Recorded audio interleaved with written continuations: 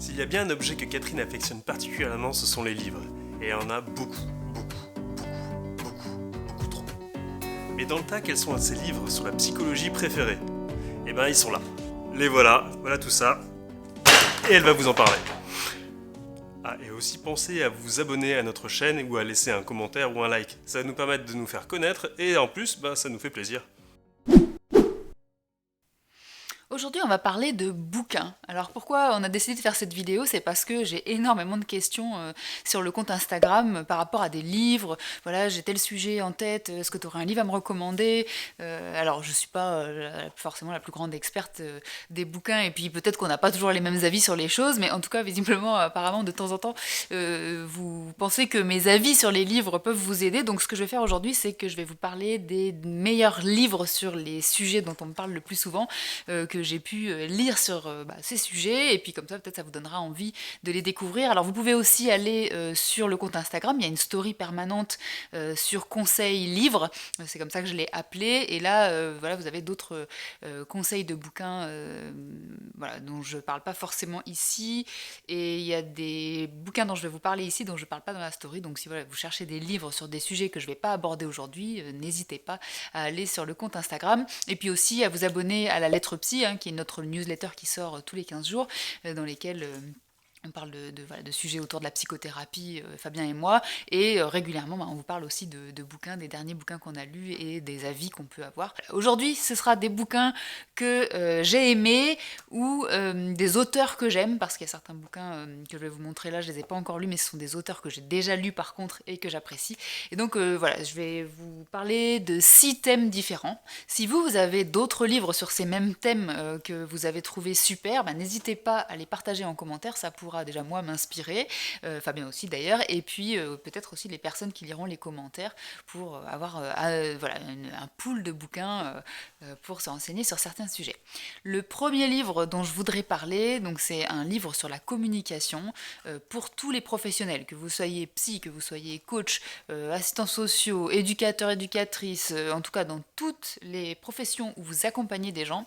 Il y a un gars qui a écrit un bouquin que j'ai trouvé absolument génial. Alors je l'ai pas lu cette année, mais c'était il y a 2 ans, et vraiment j'en ai pris plein de notes et je m'en sers tous les jours. J'ai des petites phrases en tête qui me reviennent.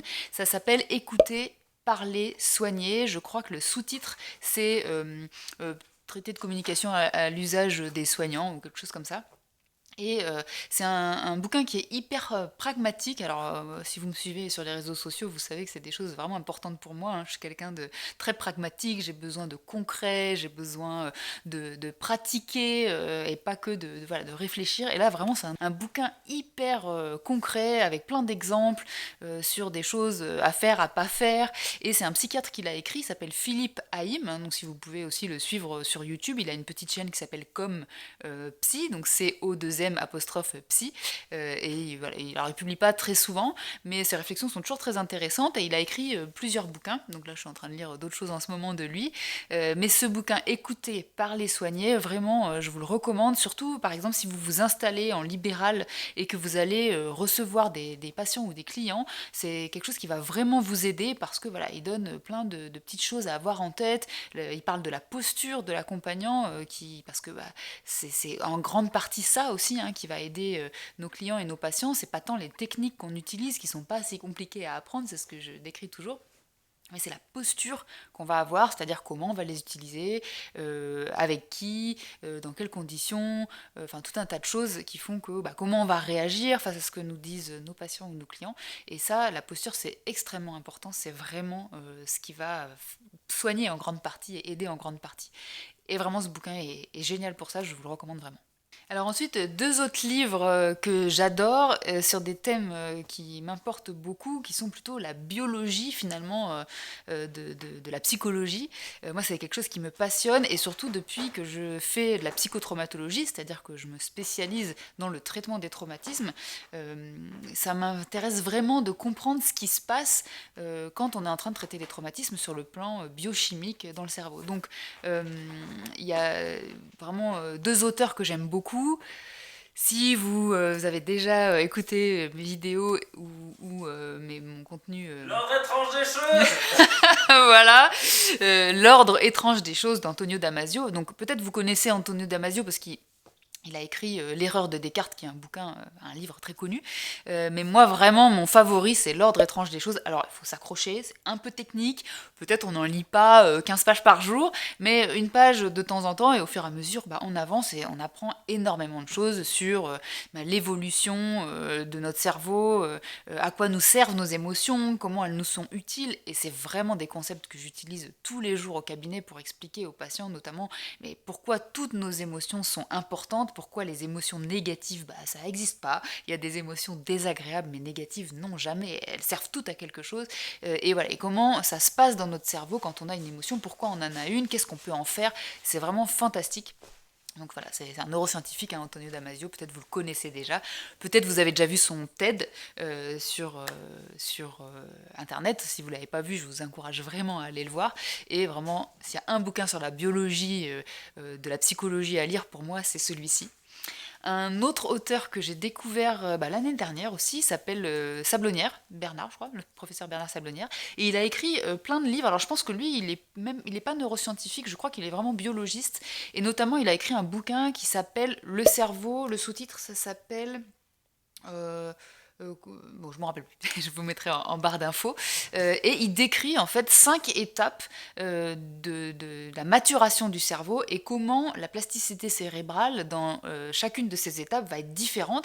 Et ça nous permet de voir pourquoi c'est important pour nous d'avoir ça en tête, parce que ça va pas du tout être la même chose si on traite quelqu'un qui est avant 10-12 ans, quelqu'un qui est entre 10-12 ans et 25 ans, quelqu'un qui est entre 25 ans et 65 ans, parce que la plasticité cérébrale n'est pas la même, ne fonctionne pas exactement pareil, et donc pour nous, ça va impliquer des choses différentes. Donc vraiment, si ça vous intéresse, je vous encourage à lire ce livre, donc Le cerveau du professeur Bernard Sablonnière.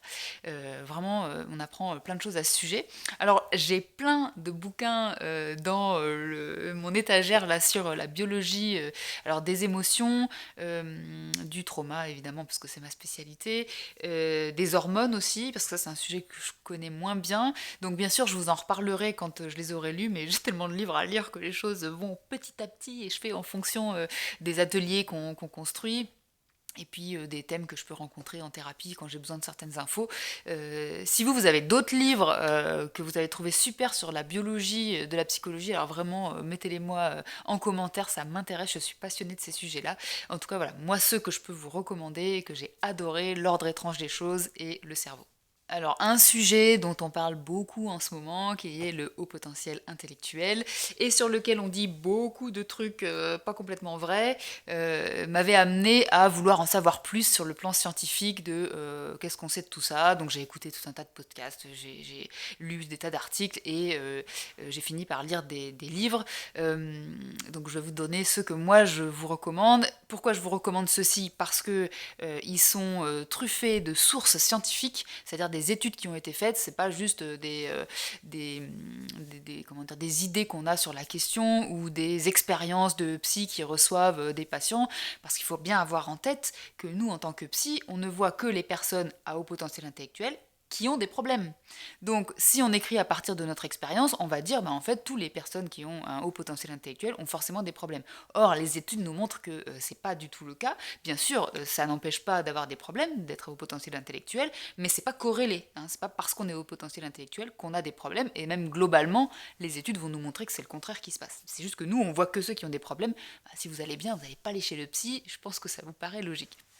Donc pour moi, les meilleurs bouquins sur le sujet, il y a celui de Cuche et Brasseur, donc, qui sont deux psys belges, qui ont écrit un livre qui est assez petit, donc il se lit très bien, il se fait sous forme de fiches, et il y a plein de références que vous pouvez du coup aller consulter sur Internet. Donc moi, c'est ce que j'ai fait. Alors je les ai pas toutes vues, mais je suis allée avoir quand même un certain nombre. Donc là, du coup, ça vous permet aussi de voir dans quelles conditions, si vous savez lire une étude scientifique, bien sûr, mais ça vous permet de savoir dans quelles conditions ont été faites ces études, et de voir le type de conclusions qui en ont été faites, parce que parfois on peut avoir des résultats et puis l'interprétation des personnes derrière parfois est un petit peu sujette à des biais. Voilà, donc ça vous permet, quand il y a des études scientifiques qui sont citées dans des ouvrages, ça vous permet à vous aussi d'aller consulter ces sources, et moi c'est vraiment ce que j'apprécie. Donc voilà, le haut potentiel en question, ça s'appelle, de Cuche et Brasseur. Sylvie Cuche, je crois, ou Sylvie Brasseur, En tout cas, leur nom de famille, c'est Cuchet-Brassard. Et puis, sinon, vous avez les publications. Alors, il a fait pas mal d'interventions sur des médias. Il écrit sur son blog aussi. C'est Nicolas Gauvry. Et celui-ci, je peux vous le montrer parce que je l'ai ici. Ça s'appelle Les surdoués ordinaires. Et là, c'est pareil. Alors, je ne l'ai pas lu en entier encore, mais vous avez plein de références. Voilà. Voilà, d'ailleurs, elles sont toutes listées à la fin. Sur chaque chapitre, vous en avez plein. Voilà. Donc vraiment, si vous voulez lire sur ce sujet, je vous encourage à lire ce livre-là et Le haut potentiel en question, où là, il y a vraiment des choses intéressantes sur le plan scientifique.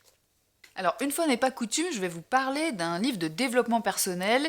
Le dev perso, c'est pas tout à fait la même chose, en tout cas à mes yeux, que la psychologie et la psychothérapie. C'est trois domaines qui sont assez différents. Si je dois résumer, pour moi, la psychologie, c'est plutôt la science de comment ça fonctionne en nous, dans nos émotions, nos pensées, nos comportements. La psychothérapie, c'est comment on va traiter les gens pour changer une partie de leur psychologie quand ils se sentent pas bien, donc c'est pas la même chose, hein. C'est pour ça que je dis souvent qu'à la fac, on est formé à la psychologie, à comment ça fonctionne à l'intérieur de nous, alors de manière plus ou moins scientifique selon les facs et selon les orientations, mais c'est pas du tout la même chose de comprendre comment ça fonctionne l'être humain que de savoir traiter un être humain avec des techniques pour pouvoir traiter. Donc ça, c'est la psychothérapie, et c'est le sujet de Catherine Lapsy en général, la psychothérapie, c'est-à-dire comment on fait pour changer sa psychologie. Et puis, il y a le développement personnel, qui utilise un peu de psychologie, mais plus ou moins, c'est beaucoup plus large, où là, vous pouvez avoir parfois des choses un peu plus holistiques, avec de la spiritualité, pas loin de choses philosophiques aussi, hein, certaines fois. Donc, pour moi... ça peut être intéressant quand ça nous parle, mais le dev perso, ça suffit pas si on a vraiment besoin d'un changement psychologique parce que on a vécu des traumatismes éventuellement, etc. Mais j'aime bien quand même de temps en temps les bouquins de dev perso. C'est un peu plus léger, je trouve, que certaines lectures que je peux avoir de par mon métier qui sont très techniques, voilà, et donc j'aime bien. Et dernièrement, pour partir en vacances, on avait acheté avec Fabien un livre sur Audible. C'est lui qui avait vu ce bouquin. Bon, je peux pas dire que j'étais complètement enchantée, enfin, comment dire, convaincue en tout cas, mais je m'étais dit que pour faire un long trajet, on avait, je sais plus, 5 heures de route, bah, ça allait nous détendre. Et en fait, ce bouquin, je l'ai trouvé génial. Donc, je vais vous le montrer, vous allez voir, même la couverture fait très dev perso, la traduction du titre en français, pas ouf, et le sujet peut paraître vraiment... voilà, mais je vous assure que... Alors pour le coup, il y a énormément de références scientifiques dedans aussi. En ce moment, je suis en train de sélectionner celles qui m'intéressent. Alors pour moi, celles qui m'intéressent, hein, c'est les plus récentes. Et puis sur certains sujets qui m'intéressent, notamment, je suis très intéressée de la question des addictions et de comment on peut modifier nos comportements dans le cas d'addiction.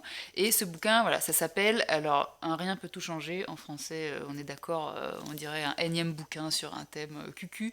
En anglais, il s'appelle Atomic Habits, donc des habitudes atomiques. Je trouve que c'est beaucoup plus classe.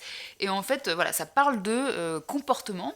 Donc, c'est pas des choses sur lesquelles je suis forcément très spécialiste, parce que moi je suis plutôt spécialiste de l'émotion, c'est-à-dire comment fonctionnent nos émotions et du coup comment elles sont liées à nos pensées et qu'est-ce qu'elles nous font faire, donc c'est-à-dire voilà, comment le comportement il découle de certain nombre de choses, mais lui là il a vraiment des recherches qu'il partage, qui ont été faites sur pourquoi nos comportements viennent, voilà, et donc je suis en train d'éplucher tout un tas de choses sur le sujet que je vous partagerai petit à petit, et notamment j'ai découvert Mark Leary, qui est, alors je le dis, Mark Leary, qui a donné des conférences en fait sur le fonctionnement de notre personnalité, d'où elle vient, comment nos attentes, nos motivations et nos comportements découlent d'un certain nombre de choses qui ne seraient pas que liées à des traumas, enfin passionnant.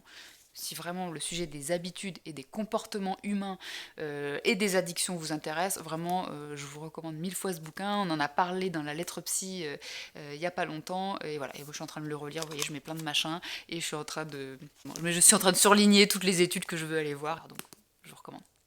On va parler maintenant d'un sujet dont on me parle extrêmement souvent, c'est la psychotraumatologie, c'est-à-dire le traitement des traumatismes en psychothérapie, et puis comment ça fonctionne dans le cerveau. Alors c'est toujours compliqué pour moi de vous recommander des livres sur le sujet, parce que comme c'est ma spécialité, en fait, moi je lis des livres assez techniques là-dessus.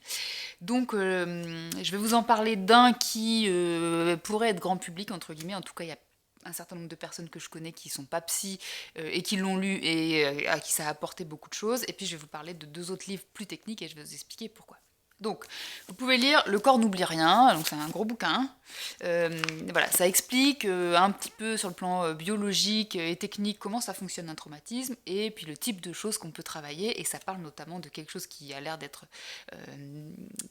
intéressant pour plein de gens dernièrement, c'est la dissociation.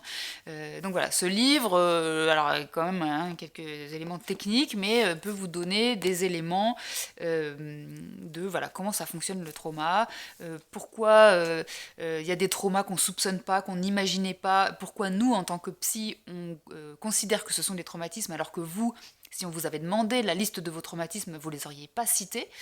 Si vous voulez en savoir plus là-dessus, vous pouvez aller voir notre vidéo YouTube, ces traumatismes que vous ne soupçonnez pas. Voilà, donc vous pouvez lire celui-là. Après, ça c'est Van der Kolk, donc c'est la version américaine de la théorie de la dissociation. Alors si j'ai bien tout suivi pendant ma formation sur la dissociation, il s'est disputé avec les Européens, et donc du coup maintenant vous avez des bouquins sur la dissociation de lui et puis des autres. Et puis après vous avez d'autres approches, mais voilà, sur la théorie de la dissociation structurelle, ça peut se ressembler, ça peut se rejoindre. Alors après, si vous voulez aller du côté européen, donc il s'appelle Van der Art. Alors ça commence par Van der les deux, mais ils sont pas au même endroit. Donc là vous avez voilà, gérer la dissociation et traiter la dissociation d'origine traumatique.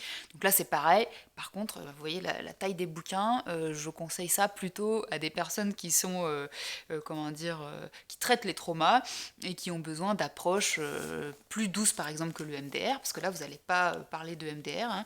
Le MDR, c'est une approche qui est un peu costaud. Alors, ça marche très bien avec un certain nombre de personnes, mais il y a des personnes, notamment quand il y a des dissociations, avec qui il ne faut pas faire de MDR.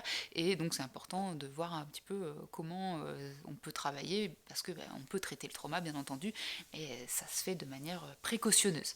Donc voilà, c'est 3 bouquins. C'est un peu technique quand même, hein, je préviens. Et puis enfin, on va parler de mon autre spécialité qui est l'analyse transactionnelle. Alors c'est l'approche de thérapie que je connais depuis le plus longtemps, puisque c'est ce que j'ai fait en tant que patiente. J'ai commencé il y a plus de 20 ans maintenant, et puis j'ai commencé à m'y former en 2011, donc ça commence à faire un certain temps.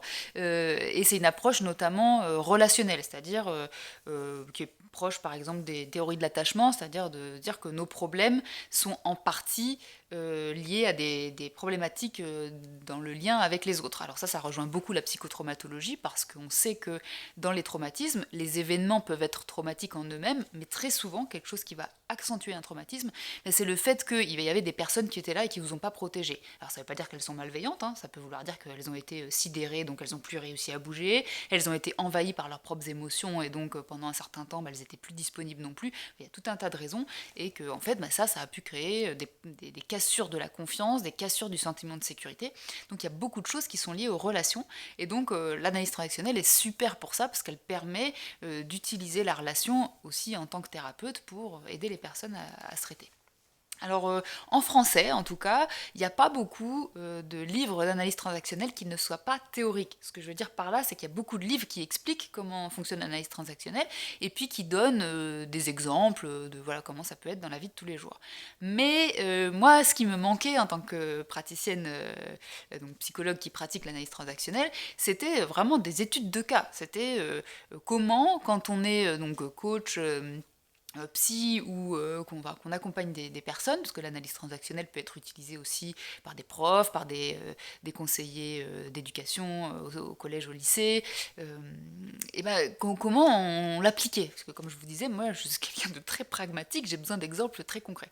Donc du coup, on a commencé il y a 2 ans avec un collègue à co-diriger un livre dans lequel il y a 13 personnes, dont moi, qui ont écrit un chapitre sur, voilà, une étude de cas, donc en analyse transactionnelle, comment j'ai traité ça, voilà la problématique sur laquelle j'ai traité et comment je m'y suis pris. Donc c'est un peu comme si vous regardiez par le trou de la serrure d'un cabinet de psy, et puis chaque chapitre vous montre comment on applique l'analyse transactionnelle. Alors on explique bien sûr les concepts qu'on utilise, donc ça vous fait découvrir l'analyse transactionnelle de manière pragmatique, Donc du coup, je vais faire un peu mon autopub parce que je trouve que ce livre est vachement bien foutu. Mais c'est pas que moi qui l'ai écrit. Moi, j'ai écrit un chapitre, mais il y a 12 autres personnes qui ont écrit des chapitres que j'ai trouvé vraiment super intéressants. Alors, je l'ai pas ici parce qu'il est au cabinet, mais voilà, c'est dans cette collection. Donc, c'est mon collègue Lionel Souche qui l'a co-dirigé avec moi. Celui-là, on va vous le faire gagner bientôt. Si ça vous intéresse, il va falloir aller nous rejoindre sur Instagram. Mais voilà, c'est le type de collection. Donc là, celui-là, il est bleu, mais le nôtre s'appelle l'analyse transactionnelle en pratique, 13 études de cas, et il est rose. On m'avait demandé quelle couleur je voulais, j'ai dit rose. Voilà. Si vous aimez voilà, les choses illustrées avec des cas concrets, bon après c'est pas de l'analyse transactionnelle, mais vraiment je ne peux que vous recommander les bouquins de Yalom, Irvin Yalom. Donc lui c'est un psychothérapeute américain, il fait pas d'analyse transactionnelle, mais la manière dont il décrit en fait les séances, donc c'est parfois romancé, là par exemple Mensonge sur le divan c'est un de ses romans, mais dans tous ses romans il met en scène des psys et on voit comment les psys s'y prennent. J'adore, je suis complètement fan de Yalom. Et puis, bon alors là c'est pas des psys, mais c'est un roman aussi, mais il a écrit aussi des essais, enfin, il a écrit plein de livres, si vous allez voir Irvin Yalom sur internet, vous allez trouver plein de choses, et je trouve que c'est très très pédagogique, c'est pas juste divertissant, enfin ça peut l'être hein, si c'est pas votre métier, mais si vous êtes psy ou accompagnant, accompagnante, vraiment, mais allez lire Yalom, et puis allez lire mon livre d'analyse transactionnelle. Voilà, je vais terminer là-dessus, ça fait déjà un certain nombre de bouquins. Si vous les avez lus, dites-moi ce que vous en avez pensé. Si vous en avez d'autres sur les thèmes dont je vous ai parlé, pareil, dites-moi ce que vous en avez pensé. Et puis si l'univers de la psychothérapie vous intéresse, surtout abonnez-vous à la lettre psy. En plus, c'est là qu'on fait aussi nos comment dire, réductions de lancement quand on lance des nouveaux ateliers. Il y en a un qui arrive d'ici la fin du mois. Donc voilà, n'hésitez pas à aller vous abonner. Et puis nous, on vous dit à bientôt. Ok Fabien? Ouais, ouais.